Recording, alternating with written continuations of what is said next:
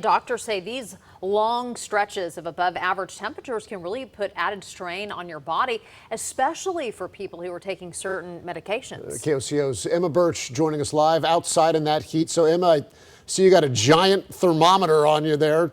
We appreciate that. What happens, Emma, when your body does not get a chance to cool down?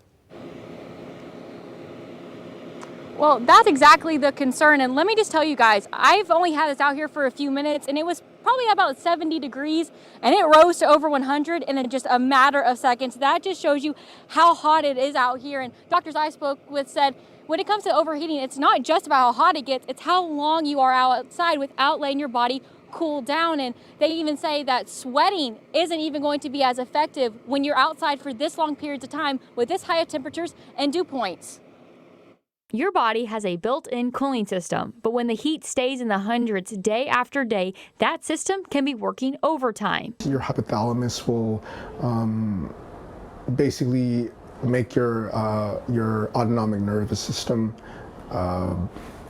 go into overdrive, which makes you sweat. But when temperatures and dew points are high, that sweat does not evaporate as well, so your body has a harder time cooling down. But if the sweat's not coming off your system, you're putting more of the blood in your circulation to the sweat glands rather than the rest of your body, which causes you not to be able to function as well.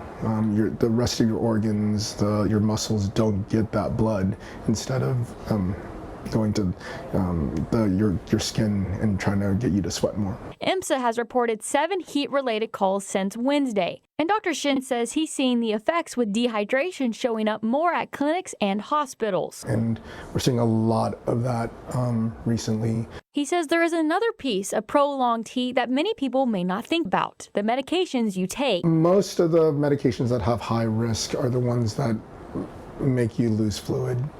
Okay, there are other medications that can put higher risk, but they are much less prevalent.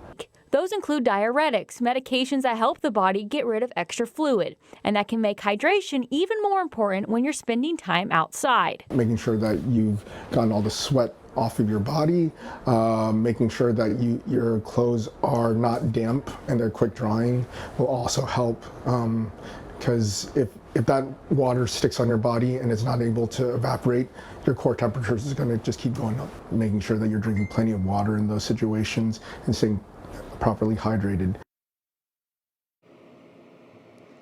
Now, Dr. Shin says elderly, young, pregnant, and unhoused are the highest at risk at these times of the heat. He also says if you are taking medication that will cause you to lose fluid, to talk to your doctor about this heat-related risk, but do not stop taking medication without your doctor's permission. Live in Oklahoma City, I'm Emma Birch, KOCO 5 News.